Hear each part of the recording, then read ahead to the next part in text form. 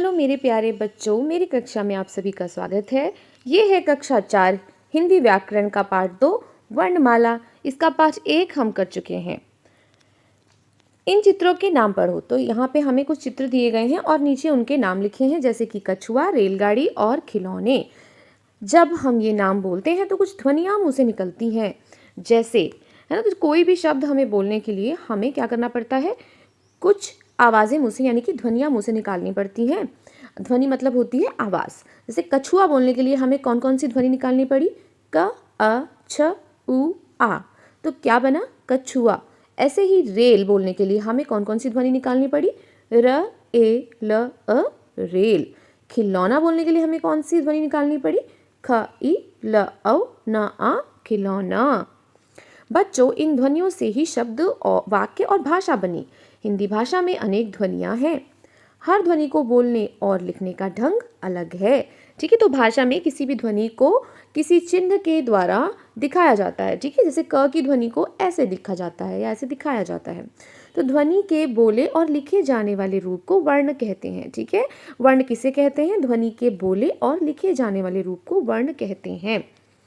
वर्ण भाषा की सबसे छोटी इकाई होती है ना। किसी भी बात को कहने के लिए जो हम सबसे छोटी इकाई, सबसे छोटी चीज़ क्या होती है, जो हमारे मुंह से आवाज़ निकलती है, वो वर्ण होती है। इसके और टुकड़े नहीं हो सकते हैं, सबसे छोटा टुकड़ा है, इसलिए इसको छोटी इकाई कहा गया है।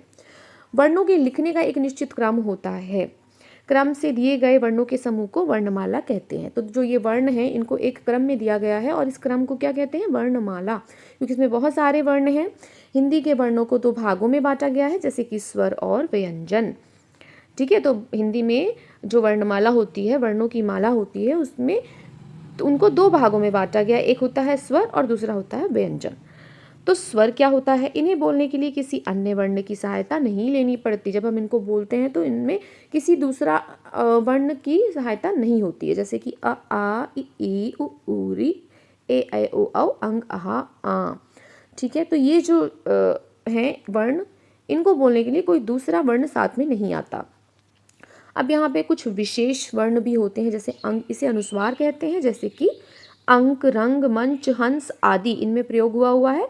इसमें अंग प्रयोग हुआ है। अब ये आहा होता है, इसे विसर्ग कहते हैं। इसको ह की तरह बोला जाता है, जैसे कि अतः, प्रातः, पुनः आदि।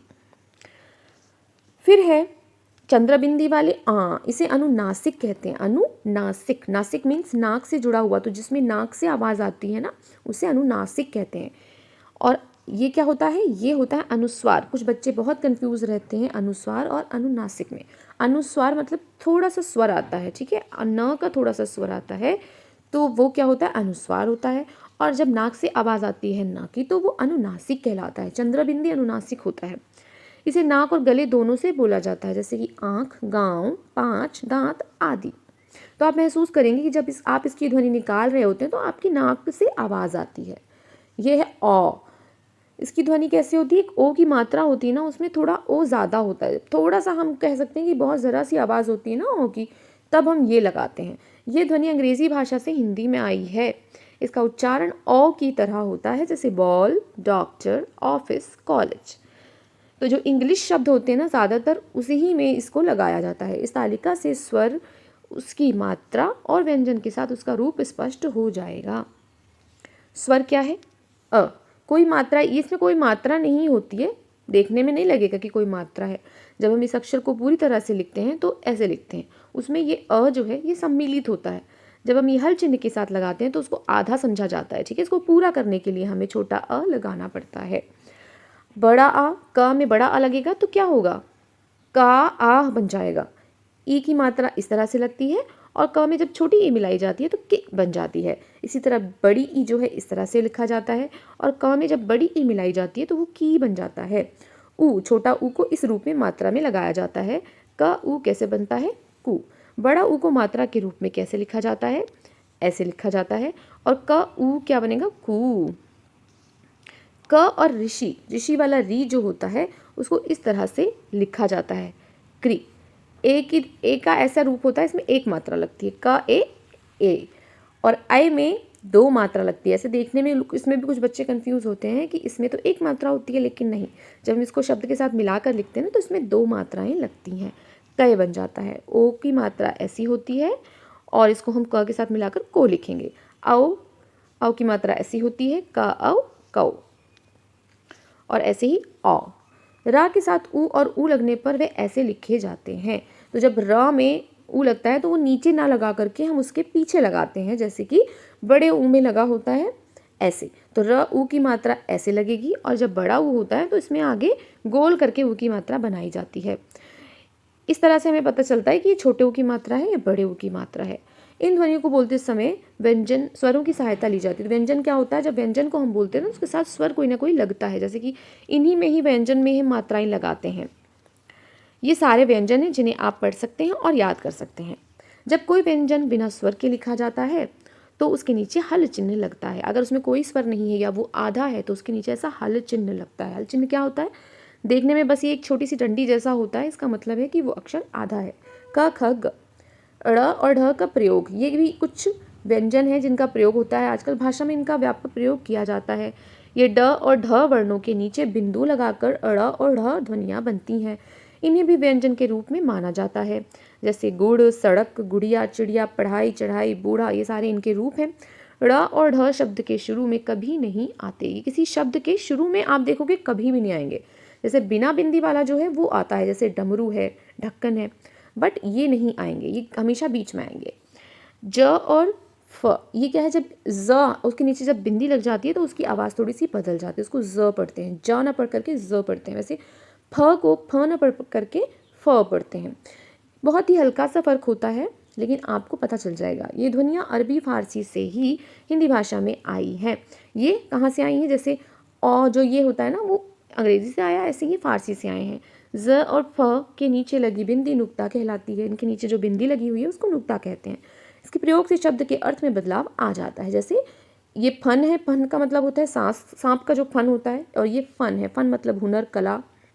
जमाना अगर हम कह रहे हैं तो बर्फ़ या दही जमाने को जमाना कहेंगे, और ज़माना अगर कह रहे हैं तो उसका मतलब होता है दुनिया।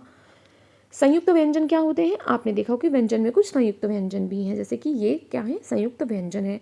इनको संयुक्त व्यंजन कहते हैं। क्यों कहते हैं, क्योंकि इसमें एक से ज़्यादा व्यंजन मिले होते हैं। ये दो व्यंजन को मिलाकर बनता है, ठीक है। जैसे जो क्षत्रिय है उसमें क और श दोनों की आवाज़ आती है और बद में आ की आती है। त में त और र की आवाज़ आती है, ज्ञ में ज और इया की आवाज़ आती है, श्र में श और रा की आवाज़ आती है।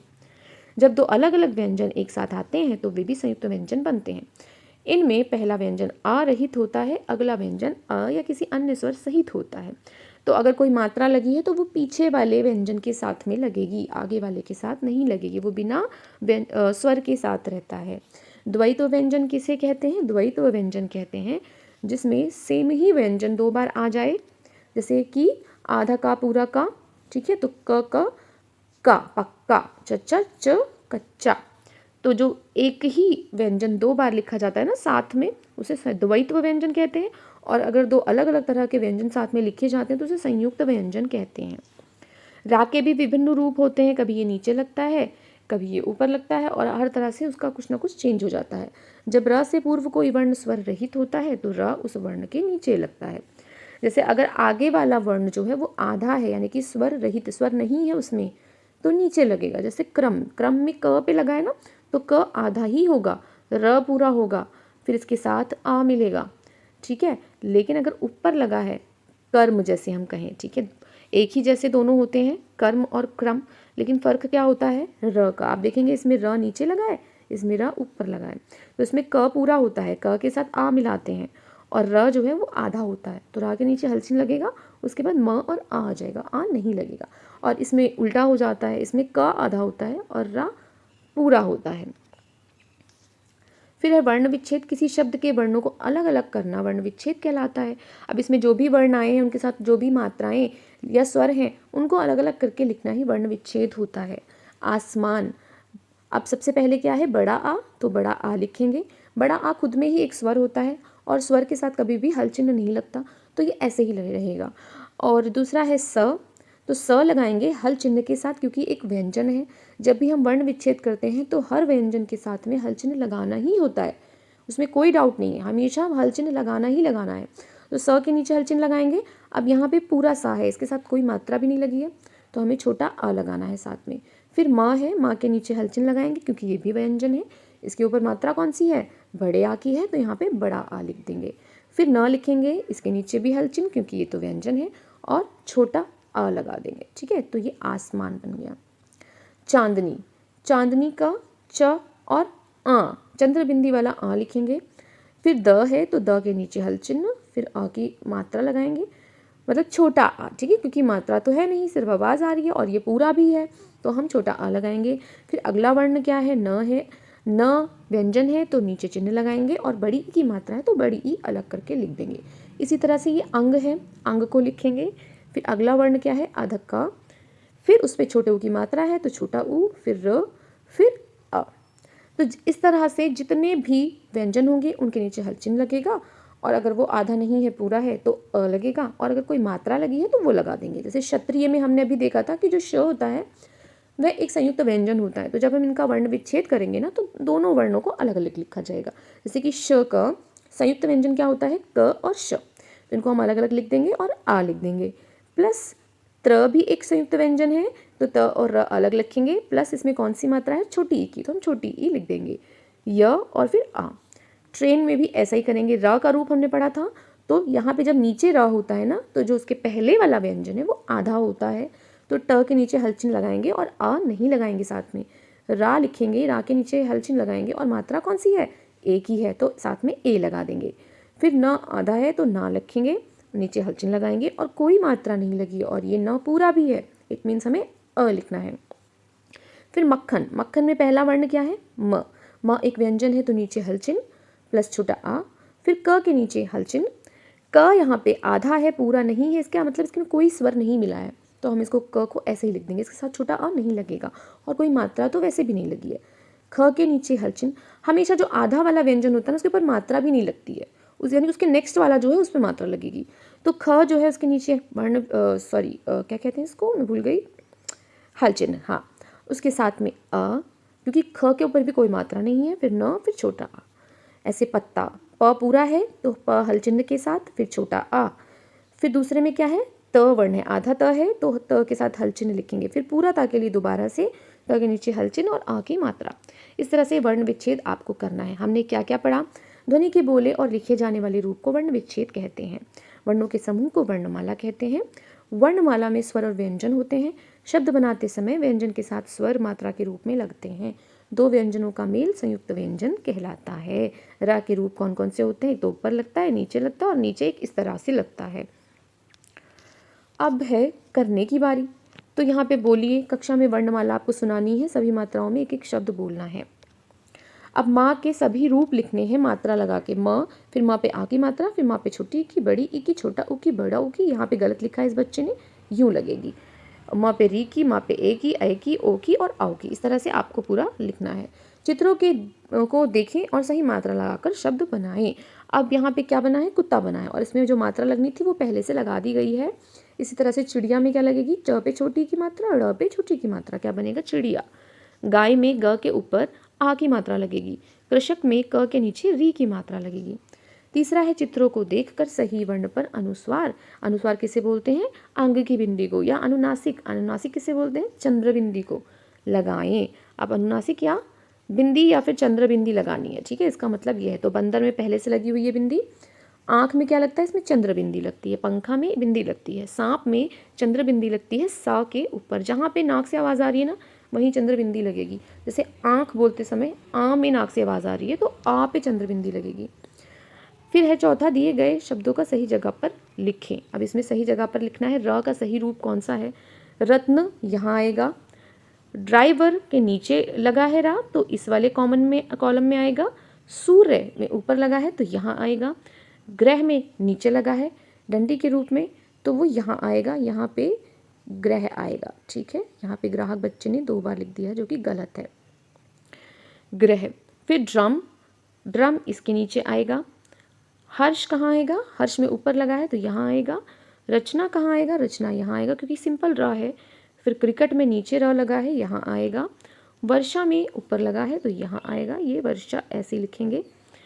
ट्रैक्टर में नीचे है तो ये पहले से यहाँ पे लिखा हुआ है। रघु का र यहाँ है तो यहाँ आएगा। ग्राहक में यहाँ पे लिखा हुआ है। अगला है इन संयुक्त व्यंजनों से बनाने वाले 3 शब्द लिखने हैं। तो यहाँ पे आधा प और या से पहले से लिखा है, जैसे प्याला, प्याज और प्यारी। फिर आधा न और या से लिखना है, तो हम क्या क्या लिख सकते हैं, न्याय, अन्य और न्योछावर। आधा व और या से व्यायाम, व्यायाम, अव्यय, व्यंजन, व्यंजन में य के ऊपर बिंदी आएगी। आधा ध य, ध्यान, अध्ययन, ये अध्ययन है, और अध्याय, ठीक है। फिर छठा, ऐसे 3 शब्दों की सूची बनाएं जिनमें ण, ड़ और ढ़ का प्रयोग हो। अब एक एक शब्द पहले से ही लिखा हुआ है, आपको बाकी के 2 लिखने हैं, जैसे कि ण से प्रण, बाण, प्राण। अड़ा से रबड़ लिखा हुआ है, सड़क और लकड़ी लिख दिया। ढ़ा से चढ़ाई लिखा है, इसमें पढ़ाई और सीढ़ी लिख दिया, ये ढ़ा है, ठीक है। फिर है ये संयुक्त व्यंजनों से 2-2 शब्द लिखने हैं, जैसे श से क्षत्रिय, कक्षा। त्र से छात्र, पत्र। ज्ञ से ज्ञानी, आज्ञा, आज्ञा होगा, ठीक है, आ की मात्रा लगेगी। श्र से श्रम और श्रमिक। फिर है वर्ण विच्छेद करना है। इन शब्दों के वर्णों को अलग अलग करके लिखें। एक पहले से ही करके दिया हुआ है, भाषा। भ लिखेंगे, नीचे वर्ण हल चिन्ह लगेगा। फिर अ की मात्रा है तो बड़ा आ। फिर श लिखेंगे, नीचे हल चिन्ह। आ की मात्रा है तो बड़ा आ। घर लिखने के लिए घ लिखेंगे, नीचे हल चिन्ह, छोटा आ क्योंकि कोई मात्रा नहीं है। र लिखेंगे, नीचे हल चिन्ह, छोटा आ। पेड़ कैसे लिखेंगे, प लिखेंगे, नीचे हल चिन्ह, ए की मात्रा है इसलिए ए। ड़ लिखेंगे, नीचे हल चिन्ह और कोई मात्रा नहीं इसलिए छोटा आ। इस तरह से बहुत ही आसानी से ये हो जाएगा। अब यहाँ पे वर्ण विच्छेद पहले से किया हुआ, इन वर्णों को मिला के शब्द लिखना है। श अ ख अ, शाखा। ग अ य अ, गाय। म उ ल ई, मूली। स उ र य अ, सूर्य। इस तरह से इनको जोड़कर लिख देंगे। अब यहाँ नीचे दिए गए बॉक्स में से चुनकर संयुक्त व्यंजन और द्वैत्व व्यंजन वाले शब्द लिखने हैं। यहाँ इसके नीचे लिखना है द्वैत्व व्यंजन, यानी कि जब सेम ही वर्ण 2 बार लिखा जाता है तो वो द्वैत्व व्यंजन होता है, उसको यहाँ लिखना है। और जब अलग अलग व्यंजन मिला करके लिखे जाते हैं तो उसे संयुक्त व्यंजन कहते हैं, उनको इसके नीचे लिखना है, ठीक है। तो इसमें से ढूंढना है। मक्का लिखा हुआ है, ये रहा, उसको सर्कल किया गया है। चिट्ठी लिखा गया है, उसको यहाँ लिखा गया है। अम्मा लिखा गया है, ये रहा, इसको सर्कल कर देना और यहाँ पे लिख लेना है। कच्चा लिखा गया है, ये रहा, और यहाँ पे लिख लेना है। ये बच्चे ने नहीं लिखा है बट आप लिख सकते हो, ठीक है, अगर एक्स्ट्रा दिया गया होगा इसमें, ओके। धब्बा लिखा गया है, यहाँ पे बच्चे ने धब्बा लिखा है लेकिन आधा बा नहीं लगाया है। और क्या हो सकता है, सच्चाई, सच्चाई लिखा हुआ है। आप देखें कि यहाँ पे क्या क्या है, विश्वास, विश्वास ये रहा, इसको सर्कल कर देंगे और यहाँ लिख देंगे। मस्तक, मस्तक ये रहा, इसको सर्कल करेंगे और यहाँ लिख देंगे। नमस्ते, नमस्ते ये रहा, यहाँ पे सर्कल करेंगे और यहाँ लिख देंगे। पुस्तक, पुस्तक, पुस्तक कहाँ है, ये रहा, पुस्तक को देखेंगे और यहाँ पे लिख देंगे। इस तरह से इसमें सर्कल करना है पेंसिल से और फिर यहाँ लिख देना है। ये है पता लगाने को दिया गया है कि र में ऊ और ऊ की मात्रा नीचे ना लगाकर बीच में क्यों लगाई जाती है, ठीक है, ये पता लगाना है आपको क्योंकि सब में तो नीचे ही लगाई जाती है। अब यहाँ पे आपका ये पाठ खत्म हो जाता है, यानी कि पाठ 2 व्याकरण का खत्म होता है। अगला पाठ हम अपने आने वाली वीडियो में करेंगे। Thanks for watching.